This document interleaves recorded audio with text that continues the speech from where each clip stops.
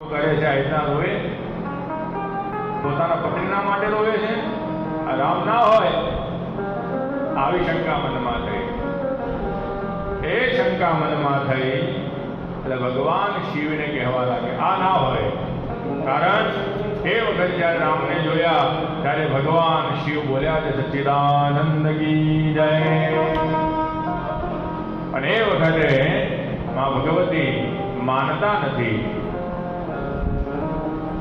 માં ભગવતી એ વખતે માનતા નથી અને કહે છે હું જો બ્રહ્મ હોય તો એની પરીક્ષા કરીશ. એટલે ભગવાન શિવ કે પરીક્ષા ન થાય, અંગારાની પરીક્ષા ન કરાય કે કેટલો ગરમ છે, એની કોઈ પરીક્ષા ના હોય. ના, હું પરીક્ષા કરીશ, કઈ વાંધો નહીં. અને આ બાજુ ભગવતી સીતાનું રૂપ ધારણ કર્યું અને સીતાનું રૂપ ધારણ કરીને ભગવાનની સામે જઈને ઉભા રહ્યા છે. સ્વામી, તમે ક્યાં શોધો છો? હું તો અહીંયા ઊભી છું. અને રામને ખબર પડી ગઈ કે માં ભગવતી આયા છે. અને માના ચરણમાં રામ દંડવત પ્રણામ કરે છે અને પૂછે છે માતા તમે એકલા કેમ? મારા સ્વામી ક્યાં છે? મારા ભગવાન શિવ ક્યાં છે? અને એ વખતે માં સતીને મનમાં થઈ ગયું કે હા, મેં મોટી ભૂલ કરી છે. બ્રહ્મને જાણવામાં, બ્રહ્મને શોધવામાં મેં ભૂલ કરી છે. ભગવાન શિવ આવ્યા છે. શિવે ભગવાનને પ્રાર્થના કરી, નમસ્કાર કર્યા, વિદાય લીધી. પણ ભગવાન શિવના મનના અંદર થઈ ગયું હવે સતી ના જોવે. કેમ કે મારા આરાધ્ય દેવની પાસે પોતે સ્વામી બોલી છે, બીજાને પોતાનો સ્વામી બનાવ્યો અને માં સીતાનું રૂપ ધારણ કર્યું, મારી માતાનું રૂપ ધારણ કર્યું છે. હવે મારે પત્ની ન બનાવાય. આ શબ્દ સાંભળી મનના અંદર સંકલ્પ કરી ભગવાને લીલા કરી છે. શું લીલા કરી? એક વખતે દક્ષ પ્રજાપતિએ પોતાની સભા બોલાવી. બધા દેવી દેવતાઓ, યક્ષો, ગંધર્વો, કિન્નરો, નાગ બધા ત્યાં આગળ હાજર હતા. ભગવાન શિવ, નારાયણ, બ્રહ્માજી પણ હાજર હતા. શિવજી પોતાની સમાધિ લગાવી દીધી. ભગવાન રામનું સ્મરણ કરવા લાગ્યા. દક્ષ પ્રજાપતિ આવ્યો છે, બધા ઉભા થયા. બ્રહ્માજી ઉભા ન થયા, નારાયણ ન ઉભા થયા, મહાદેવ ઉભા ન થયા. દક્ષને લાગ્યું મારા પિતાશ્રી છે બ્રહ્માજી, કઈ વાંધો નહીં. અને આ દક્ષ નારાયણને નમસ્કાર કર્યા. નારાયણ મારા દાદા છે, કેમ કે બ્રહ્મા ભગવાનની નાભીથી પ્રગટ થયેલા છે. પણ આ શિવ મારો જમાઈ થાય, એ મારું સન્માન નથી કરતો, ઉભો નથી થતો. અને દક્ષ પ્રજાપતિના મનના અંદર ગુસ્સાનો કીડો ચાલુ થઈ ગયો. કારણ કે પદ આવે એટલે અભિમાન આવે, એટલે પદનું અભિમાન બહુ ટકે નહીં. સત્તાનું અભિમાન કદી વધારે ટકતું નથી, કોઈ પણ સત્તા હોય. અને એ વખતે ભગવાન શિવ આંખો બંધ કરીને બેઠા છે. દક્ષ બોલવાનું ચાલુ કરે કે આજે મોટા સમાજના લોકો પણ મર્યાદા ભૂલી ગયા છે. પોતાને દેવોના દેવ કહે છે પણ મર્યાદા ભૂલી ગયા છે. આ બધી વાત થતી હતી. ભગવાનની આંખો ખુલી અને આ બાજુ જોઈએ છે નંદી અને દક્ષ સામ સામે આવીને ઉભા રહેલા છે. દક્ષ કહે છે કે આ ક્યાં વાંદરાની આંખો વાળો, મરકટ લોચનમ. ભગવાનને એવું કીધું, મરકટ લોચન એટલે વાંદરાની આંખો વાળો. એને મારી દીકરી મેં આપી મૃગનયની, મારી સતી મૃગનયની. ક્યાં મારી દીકરી અને ક્યાં આખો ગોરી. સ્મશાનમાં રહેવા વાળો, ખોપડીની માળા ધારણ કરવા વાળો, શરીર ભસ્મ લગાવવા વાળો, જટા વાળો. આ તો મેં મારા પિતાના કહેવાથી, બ્રહ્માજીના કહેવાથી મારી દીકરી આપને આપી. પણ વાસ્તવમાં સતી યુગોથી મહાદેવની હતી. સતી બન્યા ને છતાં પણ એ વખતે પણ મહાદેવની ઉપાસના કરી છે એમણે. અનેકો વ્રત કર્યા ત્યારે મહાદેવની પ્રાપ્તિ થઈ છે. મહાદેવ એમને મળ્યા નથી, મહાદેવ એમને મળે પણ નહીં. કારણ કે મહાદેવ સમાધિ લાગી જાય ને કેટલા યુગો જતા ખબર જ ના પડે. તો આ પ્રમાણે માં સતીએ પણ ભગવાન મહાદેવની ઘણી ઉપાસના કરી છે અને એ ઉપાસનામાં મહાદેવ પ્રાપ્ત થયા છે. દક્ષ કહે છે પ્રજાપતિ મહાદેવ બ્રહ્માજીને કે બ્રહ્માજી પિતાશ્રી આપના કહેવાથી મેં આની સાથે મારી દીકરી પરણાવી હતી, મારું માન સન્માન રાખતો નથી. ધ્રુવ છે ત્યારે નંદી કહે છે કે મારા મહાદેવનું અપમાન કર્યું, જા તારું ગળું કપાઈ જાય. તું બોકડા જેવો બોલ બોલ કરે છે, જા તારું મોઢું બોકડાનું લાગે. અને સામે દક્ષે શ્રાપ આપ્યો કે શિવના ઘણું બધા ધ્રુત થઈ જાય, પાખંડી થાય. સામ સામે શ્રાપમ શ્રાપો ચાલુ થયા અને એવામાં ભગવાન શિવે કે નંદીને કે નંદી ચલો આપણે અહીંયા રહેવું નથી. મહાદેવ પોતાની સભા છોડીને નીકળી ગયા અને નીકળતાની સાથે દક્ષ પ્રજાપતિના મનના અંદર વેર રહી ગયો. એને અમુક સમયો પછી એક યજ્ઞનું આયોજન કર્યું. એ યજ્ઞના અંદર તમામ દેવી દેવતાઓ નિમંત્રણ કર્યા પણ મહાદેવને નિમંત્રણ કર્યું નથી. અને બધા ભગવાન નિમંત્રણ ન કરવાનું કારણ કે શિવના વગર યજ્ઞ નકામો છે. પણ ન કરવાનું કારણ બુદ્ધિ ભ્રષ્ટ થઈ ગઈ, એનો કાળ આવી ગયો હતો કે જે દિવસે શિવનું અપમાન કર્યું, શિવની નિંદા કરી, સમજી લેવાનો કાળ ચાલુ થઈ ગયો. જે પણ વ્યક્તિ શિવ નિંદા કરે કે શિવ ના હોય. અમારી ગામની બાજુમાં એક શિવાલય હતું. ગામના અંદર એક ભાઈ હતો, બહુ દારૂ પીધો. એક દિવસ ગુસ્સો આવ્યો એને, એક કોડી લઈને શિવલિંગ તોડી નાખ્યું. અહીંયા 6 મહિનામાં આખું ઘર ખેદાન મેદાન થઈ ગયું. એમ આ શિવ છે. આ તો આપ માગો તો સોનાની લંકા આપી દે. અને જો દુષ્ટે ક્ષણે દુષ્ટા ક્ષણે દુષ્ટા દુષ્ટા દુષ્ટા ક્ષણે ક્ષણે ઘણીક વારમાં ગુસ્સો થઈ જાય, ઘણીક વારમાં શાંત પણ થઈ જાય. આ મહાદેવ છે. એટલા માટે મહાદેવ કહેવાય છે. ભોળિયોનાથ છે.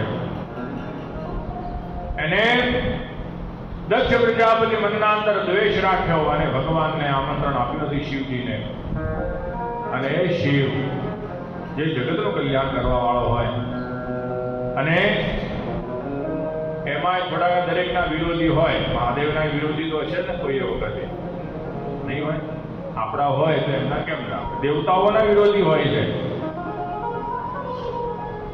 જે વિરોધ કર્યો બધાનો વીરભદ્રે ન્યાય આપ્યો છે. મહાદેવ બધાનો ન્યાય આપ્યો.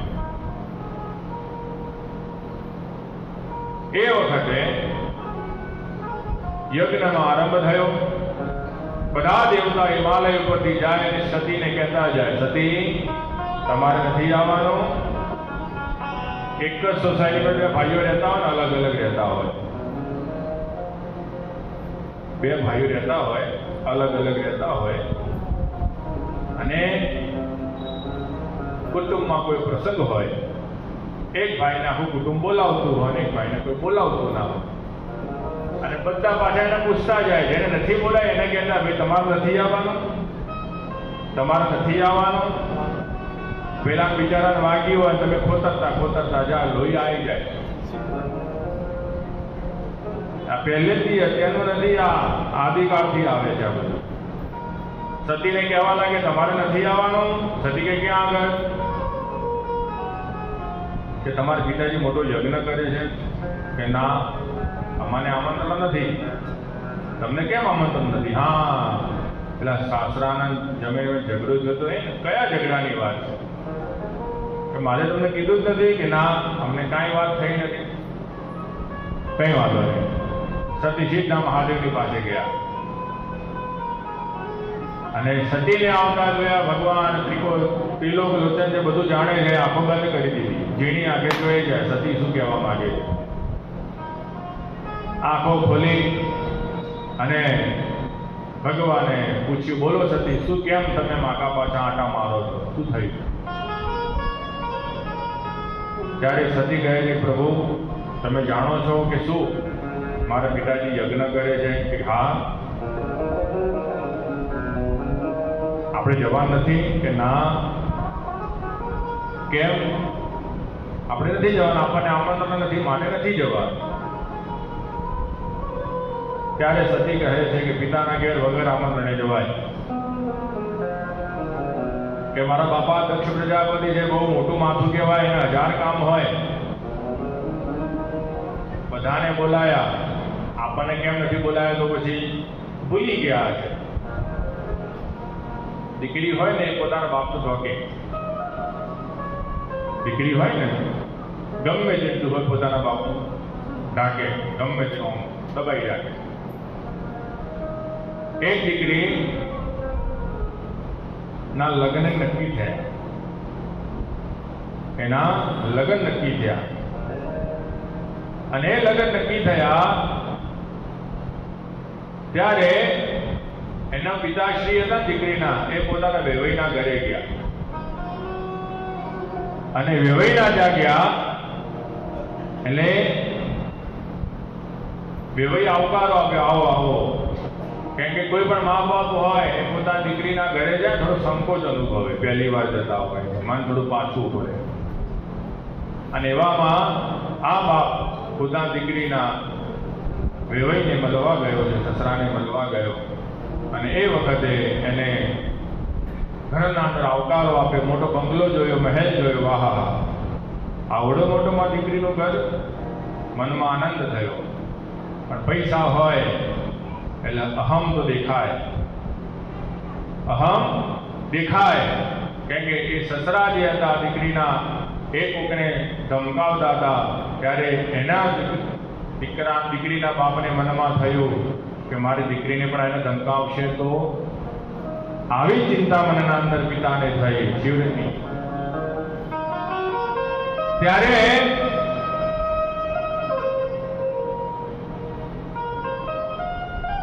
એ દીકરીને મનમાં વિચારવા લાગી છે એ બાપ કે મારી દીકરીને શું થશે. અને ત્યારે આવકારો આપ્યો, બેસાડ્યા. અને બેસાડ્યા પછી ચા પાણીનું પૂછ્યું. ચા પાણી જેવું પૂછ્યું ત્યારે એ બાપ ના પાડે છે કે મારે નથી પીવી. ના પીઓ પીઓ. એટલે પાછો એને પોતાની દીકરીનું યાદ આવ્યું, કદાચ હું નહીં ના પાડીશ તો મારી દીકરી સાંભળવું પડશે, મારી દીકરીને સાંભળવું પડશે કે તારો બાપ પહેલી વાર આવ્યો છતાં પણ મારા ત્યાં ચા ના પીધી. ચા મંગાવી છે, ચા પીધી, પોતાના ઘરના જેવી જ લાગી. જમવાનું આવ્યું, જમવાનું પોતાના ઘરના જેવું જ લાગે બધું. પણ બાપ છે એટલે બાપને મનમાં થયું પૂછવા તો દે. અને ત્યારે એને પૂછ્યું છે કે તમારા ઘરમાં કોઈને ડાયાબિટીસ ખરો? કે ના, અમારા ઘરમાં કોઈને ડાયાબિટીસ નખમાય રોગ નથી. કોઈને બીજી કોઈ તકલીફ? કે ના, અમારા ઘરમાં કોઈને કોઈ તકલીફ નથી. ભગવાને દયા છે હરિહરલાલની, અમારા ઘરમાં બધા રાજી ખુશી છે. આ પ્રમાણે વાત થતી હતી. અને એનાથી પૂછાઈ ગયું કે તો તમારા ઘરમાં આવું બધું સાત્વિક ભોજન કેમ બન્યું? ત્યારે વેવાઈ જવાબ આપે છે કે તમે નીકળ્યા ઘરેથી તમારી દીકરીનો ફોન આવ્યો હતો. એમને કીધું પપ્પા મારા બાપુજી આવે છે, એમને આ તકલીફ છે શરીરમાં, ડાયાબિટીસ, કોલેસ્ટ્રોલ બધું છે, એ કશું કહેશે નહીં, તમે જે તો ખાઈ લેશે, બીમાર પડશે, એટલે મહેરબાની કરીને આવે એટલે આ પ્રમાણે ભોજન બનાવજો, જો ખવડાવું પીવડાવું હોય તો. આ પ્રમાણે આ દીકરી, ત્યારે બાપ એ વખતે રડવા લાગ્યો છે કે મારી દીકરી ખરેખર એને આજે મારી યાદ છે. એટલા માટે માં ભગવતી પોતાના પિતાનો ઢાકે છે. કંઈક મા બાપાનો ઘણા કામ હોય, મોટો યજ્ઞ રાખ્યો હોય, એકલા હોય એટલે શું બધું તૈયારી કરવાની હોય. એમાં કોઈ શંકાને સ્થાન ના હોય. ત્યારે મહાદેવ કહે છે પણ આપણને આમંત્રણ નથી, જવાય નહીં. ભાવ નહીં, આદર નહીં, નહીં નૈનો મેં નીર. ऐसी जगह मत जाइए कंचन वर्षे नीर. જ્યાં સોનાનો વરસાદ થતો હોય તો જો ભાવ સત્કાર ના હોય ત્યાં જવાય નહીં. એ વખતે માતાજીએ ભગવાનને બહુ સમજાવ્યા અને ભગવાને માતાજીને બહુ સમજાવ્યા. માતાજી માન્યા નહીં. અને એ વખતે માં ભગવતીએ ક્રોધ ચડવા લાગ્યો છે. તમે 1 વર્ષ 2 વર્ષ 3 વર્ષ તમારા ઘરવાળા તમને મોકલે ને અંદરથી આમ ચૂંકારો આવવા લાગે, પગ ચૂંટાવા માટે, ક્યારે હું જાઉં, ક્યારે જાઉં. એમ આ ભગવતીને કહેવા લાગી કે ઘણા યુગોથી હું ગઈ નથી. આપણે તો દિવસ લાગે, ત્યાં તો યુગો થઈ જાય. ઘણા યુગોથી હું મારા પિયરે ગઈ નથી અને આજે મારી બહેનો મળશે, બધા મળશે, મને જવા દો. ભગવાન ના પાડે છે કે માં તમે જશો નહીં, પાછા આવવાના નથી. અને એ વખતે એમાં ભગવતી જીદ કરે છે કે ના મારે જાઓ. હર કોઈ પિયરીએ જાય મહાદેવજી. સૌ કોઈ પિયરીએ જાય મહાદેવજી.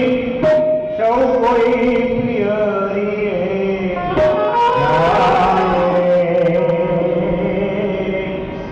એ મારે મયરે જવાના ઘણા હે મારે જવાના ઘણા.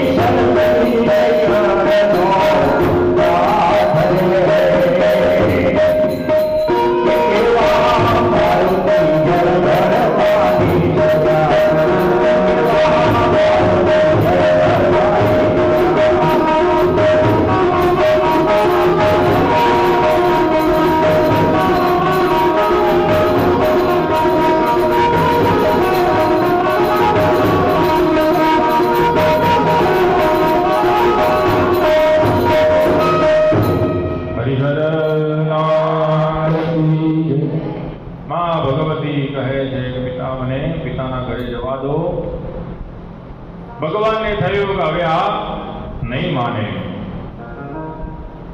ત્યારે શિવજીએ નંદી આદિ ગણોને બોલાવ્યા અને કહ્યું કે જાઓ સતીને પોતાના પિતાના ઘરે મૂકી આવો અને બધું કરિયાવર લઈ જાઓ, જેટલું પણ આપ્યું છે બધું લઈને જાઓ. જે તે સમય દક્ષ જ્યારે મારી સાથે સતીના લગ્ન કરાવે વગર જે પણ વસ્તુ આપી હતી બધી પાછી લઈ જાઓ. માં ભગવતી કહે કે પ્રભુ કેમ? હું તો પાછી આવવાની છું. કઈ વાંધો નહીં, પાછા આવો ત્યારે પાછું લાવો, તો અત્યારે લઈ જાઓ. ભગવાનને ખબર હતી શિવજીને કે આ પાછા નથી આવવાના.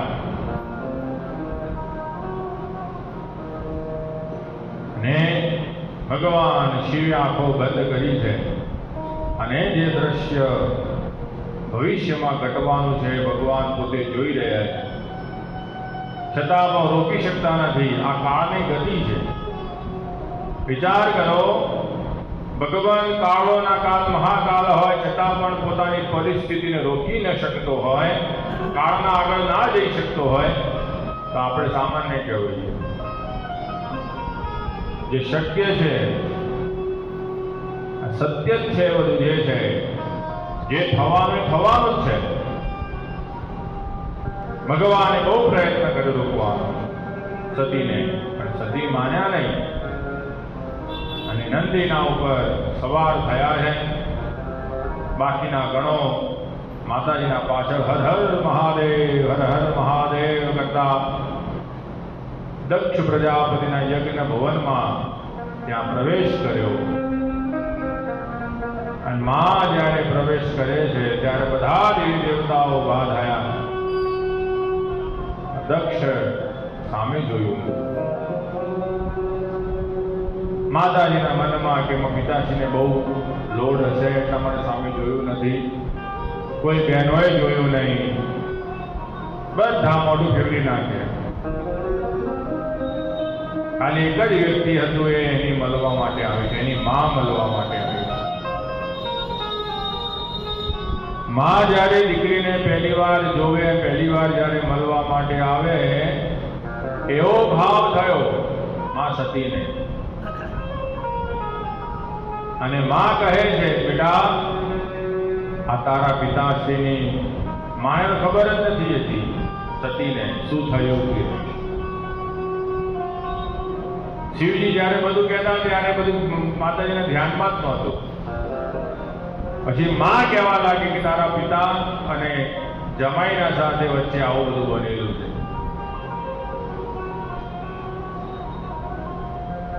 સભાના અંદર બધા ભેગા થયા. શિવજી ઉભા થયા અને તમારા પિતાજીને અપમાન લાગ્યું. પિતાજીને શિવજીને નીચું દેખાડવા માટે આ યજ્ઞનું આયોજન થયું છે. જેવું સાંભળ્યો ત્યારે માતાના પગમાંથી જમીન ખસી ગઈ. આહા, બહુ મોટું પાપ કર્યું મેં. મારા સ્વામીઓને સમજાવતા હતા, ના પાડતા જવાની જરૂર નથી, પણ હું માની નહીં. અને મા ભગવતીએ પોતાની માં મળી એટલે મનમાં થોડું આશ્વાસન થયું. પણ માં પણ ગભરાવા લાગી કે કદાચ પોતાનો પતિ જોઈ જશે અને મને બોલશે. એને ના પાડી હતી. શિવના સાથે સંબંધ રાખનાર કોઈનો સંબંધ નથી આપણે. આ ભાવ થયો. એવામાં જ એ સતી પોતાના પિતાને મળવા માટે ગઈ છે. કેમ કે વાલી દીકરી હતી. એના મનમાં અભિમાન હતું. માને શું અભિમાન હતો કે હું કદાચ જઈને મારા પિતાશ્રીને કહીશ, મારા પિતાશ્રી માનશે. આવો મનના અંદર માને એક ભાવ હતો. પણ એ ભાવ આજે તૂટી ગયો. કોઈ પણ દીકરી હોય અને જ્યારે પોતાના પિતાના દ્વારા અપમાન કરવામાં આવે ત્યારે એના બ્રહ્માંડ તૂટી પડે એના ઉપર. જ્યારે દક્ષ કહે છે, હે સતી, તને અહીંયા કોને બોલાવી? મેં તો તને આમંત્રણ આપ્યું નથી ને.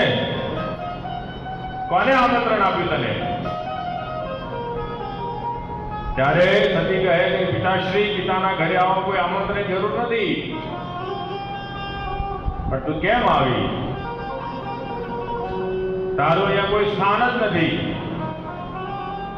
અને માએ જે યજ્ઞશાળા હમ નજર કરી અને એ યજ્ઞશાળામાં બધા દેવતાઓના સ્થાપન જોયા, પણ શિવજીનું સ્થાપન જોયું નહીં. એટલે માને મનના અંદરથી અગ્નિ પ્રગટ થવા લાગ્યો અને મા જગદંબા કહેવા લાગી, હે દત્ત, જે શિવનું નામ લેવાથી કલ્યાણ થઈ જતું હોય, જે શિવનું નામ લેવાથી અભય મળતું હોય, જે શિવનું નામ લેવાથી મૃત્યુ ટળતી હોય, એનું તે આજે અપમાન કર્યું છે. ત્યારે મને ખબર હતી, મારા મહાદેવ મને ના પાડતા હતા, મારા શિવ મને ના પાડતા હતા, જવાની જરૂર નથી, જવાની જરૂર નથી. પણ હું ગાંડી થઈ ગઈ પિતાના મોહના અંદર, અને હું અહીંયા આગળ આવી છું. હવે હું પાછી કેવી રીતે જઈ શકું? કે જ્યારે હું પાછી જઈશ ત્યારે મને કહે છે દક્ષ કુમારી કે તમારું નામ મારા આગળ લાગશે, અને હવે મારે જેમાં જરૂર નથી તમારા નામની. જેને મારા પતિનું અપમાન કર્યું હોય, પહેલાની આર્ય નારીઓ એવી હતી, પોતાના પતિનું અપમાન થાય ને પોતાનું અપમાન કરતી, પણ અત્યારે જ પોતાની સ્ત્રીઓ 5 માણસો છે પોતાના પતિનું અપમાન કરે છે. બેહો તમને ખબર પડે નહીં. અલ્યા ખબર નથી પડતી એટલે તમે આયા, ખબર પડી ગઈ તમે આવો ના? પાછા બેસો તમને ખબર પડતી નથી. હા ભાઈ, એ વખત રોંગ નંબર લાગી ગયો તો એટલા માટે. પણ એ વખત જયારે સતીએ જયારે શિવનું અપમાન થતું જોયું ત્યારે પોતે સહન ના કરી શક્યા અને દરેક દેવતાઓને શ્રાપ આપ્યો છે એમને, દરેકને, કે તમે શિવના દ્રોહી બન્યા છો, તમને બધા દંડ મળશે. મૃગુરામ દાઢી પર હાથ ફેરવતા હતા, ઉષા દાંત કાઢતા હતા, ભગ નામના ઋષિ આંખો મડકતા હતા. આ પ્રમાણે બધા પોતપોતાનું દરેક કર્મ ભોગવશે. આ પ્રમાણે માતાજી દરેકને શ્રાપ આપ્યો અને અગ્નિખુણામાં જઈ માતાજીએ પદ્માસન લગાવ્યું અને ડાભા ભગના અંગૂઠામાંથી અગ્નિ પ્રગટ કર્યો અને અગ્નિનું આવાહન બધે અગ્નિદેવ, હવે મારા શરીરની જરૂર નથી, માટે તમે આવો અને મને ભસ્મ કરો. આ અગ્નિનારાયણ જમણા પગના અંગૂઠાને પ્રગટ થયા છે. ધીમે ધીમે માતાજીનું શરીર બળ્યું. દેવતાઓ હાહાકાર કરવા લાગ્યા. રુદ્રગણોએ આક્રમણ કર્યું. મારો, કાપો, દક્ષનો યજ્ઞ કરો. રક્ષોગ્ન મંત્રથી કુંડમાં આહુતિ આપી. એમાંથી દેવતાઓ પ્રગટ થયા અને દેવતાઓએ રુદ્રના ગણોને મારીને કાઢી મૂક્યા.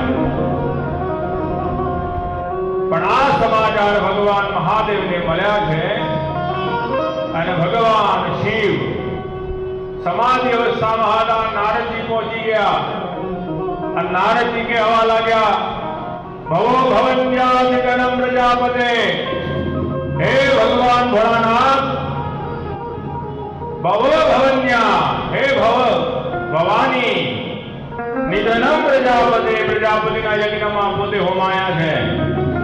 આ સમાચાર મળ્યા. જેવા સમાચાર મળતાની સાથે ભગવાન શિવ ઉભા થયા.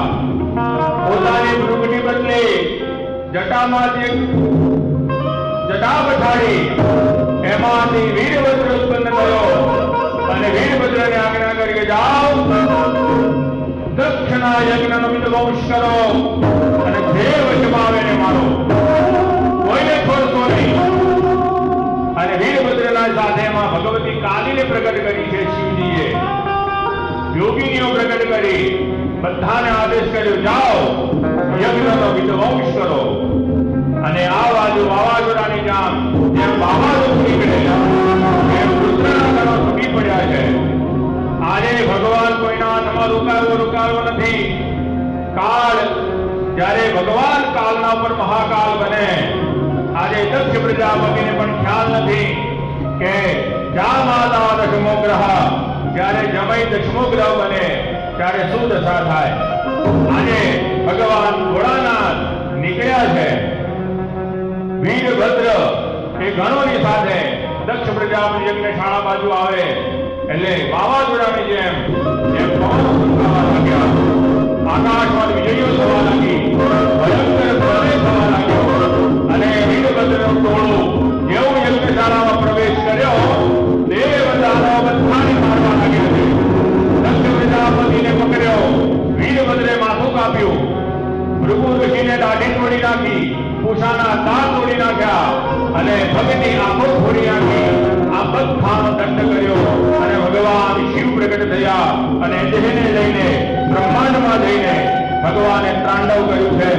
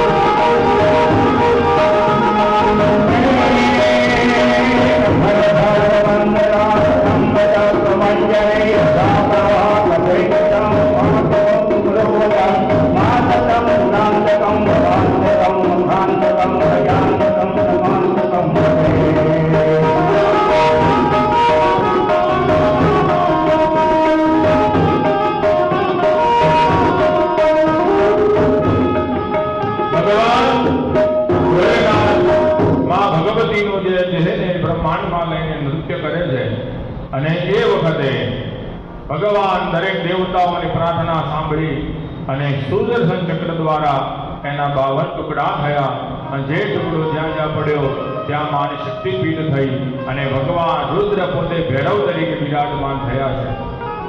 એના અંદર માતાજીનો ગુપ્ત ભાગ જે છે એ કામાખ્યામાં પડ્યો છે. કામરૂપ પ્રદેશમાં નીલ પર્વત ઉપર પડેલો છે અને નીલ પર્વતનો જેટલો પણ એરિયા છે એ માં ભગવતી શક્તિપીઠ કહેવાય છે. ત્યાં એક એક પાંદડું, એક એક પથ્થર, એક એક કણ માં જગદંબાનો વાસ છે એના અંદર. અને માં તમે કદાચ કામાખ્યામાં જા હોય અને કોઈ જગ્યા ન મળે, તમારા ગુરુજી એવું કહે છે કે ઝાડ ઉપર બેસી તપસ્યા કરો તો પણ માં ભગવતી પ્રસન્ન થાય છે.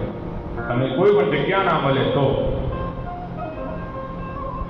અને આ માં ભગવતી આદિશક્તિ જે છે એના 52 ટુકડા થયા અને દરેક જગ્યાએ અલગ અલગ ટુકડા પડ્યા છે અને ત્યાં આગળ માની શક્તિપીઠો સ્થપાઈ છે. અને ભગવાન શિવ પ્રસન્ન થયા. ક્રોધાયમાનવાળી દેવતાઓએ શાંત કર્યા અને દરેકને અને પૂછ્યું છે, લાવો દક્ષનું માથું લાવો. વીરભદ્ર કહે, પ્રભુ એ તો ગયું કુંડમાં. હવે ભગવાન કઈ વાંધો નહીં, આ યજ્ઞ પશુ જે યજ્ઞમાં જે બલિ અપાતું હોય યજ્ઞ પશુ લાવો. એનું માથું લગાવ્યું, બોકડાનું માથું લગાવ્યું, બોકડા જેવું બોલવા લાગ્યો. એટલા માટે હાલ પણ આપણે મંદિરમાં જઈને બમ બમ બમ કરીએ છીએ અને બમ બમ બમ બમ બોલવાથી ભગવાન બહુ રાજી થાય. એટલે કે બમ બમ ભોલે બોલીએ છીએ ને આપણે એટલા માટે. અને બોકડાની દાઢીએ ભૃગુ નામના ઋષિને લગાવવામાં આવી. પૂષાને કહેવામાં આવ્યું, ભગવાને કીધું કે તમે યજમાનના મોઢેથી જમશો. એટલા માટે યજ્ઞમાં પાયસ યાની કે દૂધના ભાત બનાવવામાં આવે છે. એટલા માટે બનાવવામાં આવે છે પૂષા નામના દેવતાને મળે એના માટે. અને ભગ નામના ઋષિ જે હતા એમને કહ્યું તમે મૈત્રા વરુણ નામના દેવતાઓની સાથે તમે જોશો. આ પ્રમાણે દરેક દેવતાઓનું સમાધાન કરી ભગવાન શિવ પાછા સમાધિમાં લાગી ગયા છે. અને આ બાજુ તારકાસુર પ્રગટ થયો છે. ને તારકાસુરને વરદાન હતું કે શિવનો પુત્ર જ મારે. અને માં જગદંબા પ્રગટ થાય તો શિવના લગ્ન થાય. તો આ કામ કોને સોંપવામાં આવ્યું? હિમાલય માં જગદંબાની ઉપાસના કરી છે. હિમાલય માની પ્રાર્થના કરી, હે માં તમે પધારો. અચ્યુદર્શ્યા ઇતિ દેવતાત્મા હિમાલયો નામ નગાર્યાય. હિમાલય જે દેવતાઓનું સાનિધ્ય છે, ભગવાન શિવ પોતે ત્યાં આગળ રહે. પહેલા દરેકને પાંખો હતી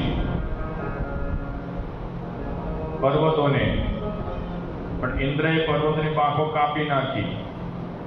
કેમ કે જ્યાં ઉડતા હોય જ્યાં બેસે ને ત્યાં બેસી જાય એટલે નીચે ગામ હોય બધા જય શ્રી કૃષ્ણ થતા હતા. એટલે ઇન્દ્રે બધાની પાંખો કાપી નાખી. અને હિમાલય એનું વર્ણન તો બહુ અદ્ભુત છે. તમામ નદીઓ જેટલી છે બધી હિમાલયમાંથી નીકળે છે. હિમાલયને પણ રત્નાકર કહ્યો છે. હિમાલયમાંથી ઘણા રત્નો છે. એને ભગવતીની પ્રાર્થના કરી છે. અને બીજું એક એવું છે કે આવતીકાલે ભગવાન શિવના વિવાહ છે.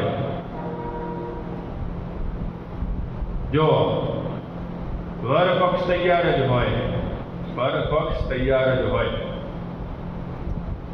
કન્યા પક્ષની રાહ જોવાની હોય, એટલે કન્યા પક્ષ આપણે અહીંયા તૈયાર કરવાનો છે.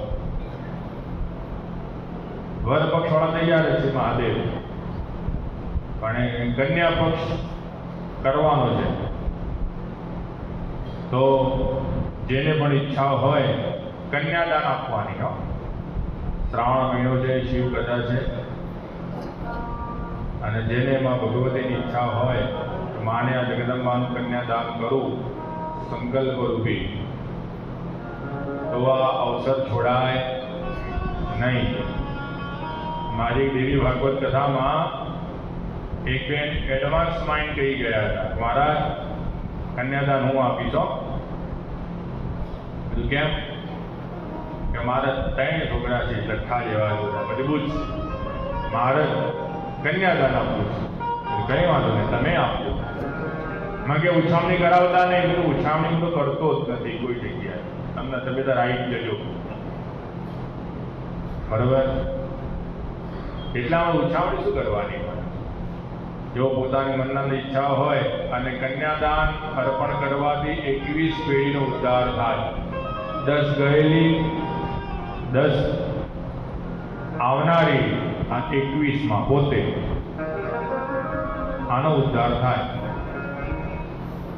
એટલા માટે કન્યાદાનનું મહત્વ છે, બરાબર? અમારા જે સાહિત્યકાર મિત્ર છે ને એવું કહે, દીકરીને ગાય દોરે ત્યાં જાય, પણ અત્યારની દીકરીને ગાય ભેટો મારીને ખાય. એટલે આજે આપણે અવસર મળ્યો છે, આ અવસર છોડાય નહીં. એટલે જેની ઈચ્છા હોય એ અહીંયા આગળ આમ જે બહેનો બધું આયોજન કરે છે એમને મળી લેજો. અને બીજા નંબરના અંદર મામેરું લઈને આવવાનું. કાલે બધા સજી ધજીને આવજો, જેમ પોતાના દીકરા દીકરી લગ્નમાં જતા હોય ને એ રીતે તૈયાર થઈને આવવાનું. બધા ભગવાન મહાદેવની જાન આવવાની છે કાલ. તો વિચાર કરો, જે તે સમયે જ્યારે પણ ભગવાનના લગ્ન થયા અને ત્યાં કેવો માહોલ હશે, એવો માહોલ અહીંયા થવો જોઈએ.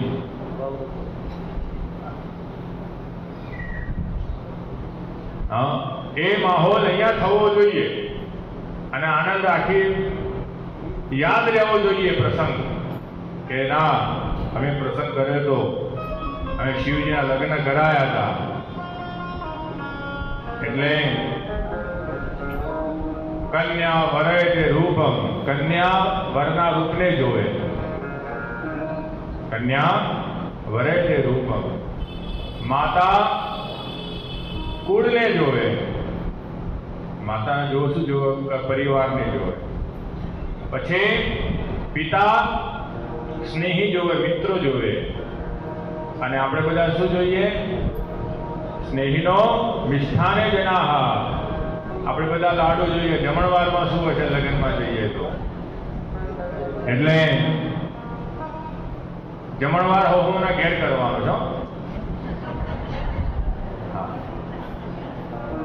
સૌના ઘરે કરવાનો છે, પણ આપણે અહીંયા આગળ લગ્ન કરવાના છે. ફર્સ્ટ ક્લાસ બધા પ્રસાદ મળશે.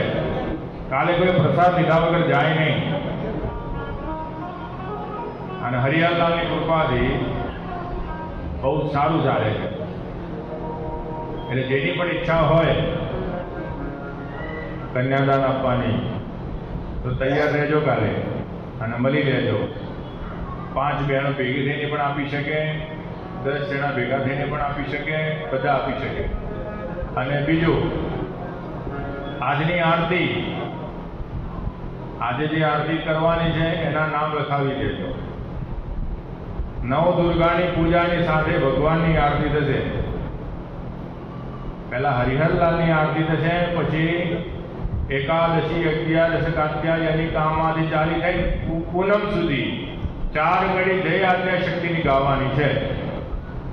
આપણે એ પ્રમાણે આરતી કરવાની છે. અત્યારે એ 9 કુમારિકાઓ સાથે અને ભગવાન હરિહરલાલની આરતી. એટલે જેને પણ નામ લખાવવું હોય બેનો પાસે લખાવી દેજો. અને બીજું, મામેરામાં જેટલા વધારે જોડાય એટલું સારું. મામેરું સૌથી મોટું આવે, મજા આવે. મામેરું મોટું હોય ને તો સામેવાળાને કહી શકીએ કે અમે મામેરું લઈને આવ્યા હતા. હા, થઈ ગઈ તૈયાર? ઓકે, હવે આપણે આરતીનું લખાઈ દો. આરતી, આજની આરતી માટે લખાઈ દો. અને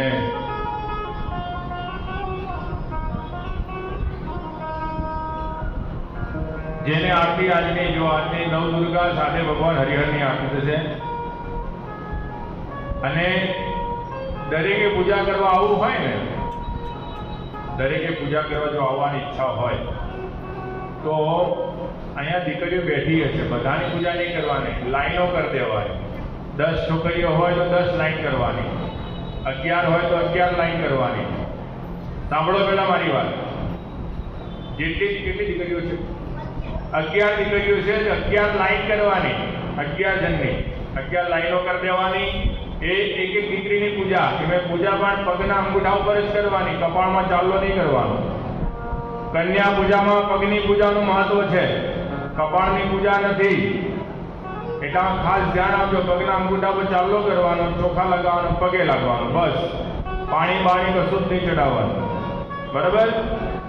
અને કપાળમાં ચાલો કરતા જ નહીં કોઈ દીકરીને. દીકરીના પગની પૂજા છે, કપાળની પૂજા નથી. લગ્ન ચોરીમાં પગની પૂજા કરાવવામાં આવે છે, બરાબર ને? બ્રાહ્મણો પગની પૂજા કરાવે છે. એટલે આપણે અહીંયા આગળ 9 દુર્ગાઓ આવી રહી છે. અને આવતીકાલે ભગવાન શિવના લગ્ન અને બાકીની વિશેષ જે કથા છે આપણે આવતીકાલે કરીશું. આ પૂજાનો સમય બધાનો ન બગડે, આરતીનો સમય સચવાઈ જાય એ માટે આપણી કથાને થોડી વહેલા વિરામ મૂકીએ છીએ. તો સાંભળી લો, દરેક જણાએ 11 લાઈન કરવાની છે. બધાએ 11 જણની લાઈન કરી દેવાની, ધક્કા મૂકી કર્યા વગર વારા પરથી આવી શાંતિથી પૂજા કરવાની. અને જેને આરતી લખાવી હોય લખાઈ દે. 5 મિનિટ માટે આપણે અહીંયા મસ્ત ભગવાનનો એક ભજન કરીએ. અને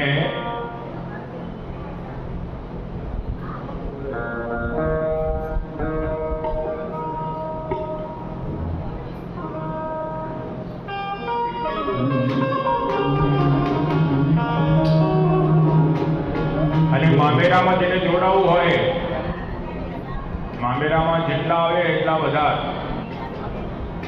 એક જણના 1001 રૂપિયા નક્કી કરેલા છે મામેરામાં. 1001 જેને જોડાવવું હોય જોડાઈ શકે છે. બહેનો પાસે નામ લખાવી દેજો. કાલે 3 પક્ષ પાડવાના છે. એક વર પક્ષ, બીજા નંબરમાં કન્યા પક્ષ અને ત્રીજો પક્ષ મામેરાનો પક્ષ. આ 3 પક્ષ પડશે.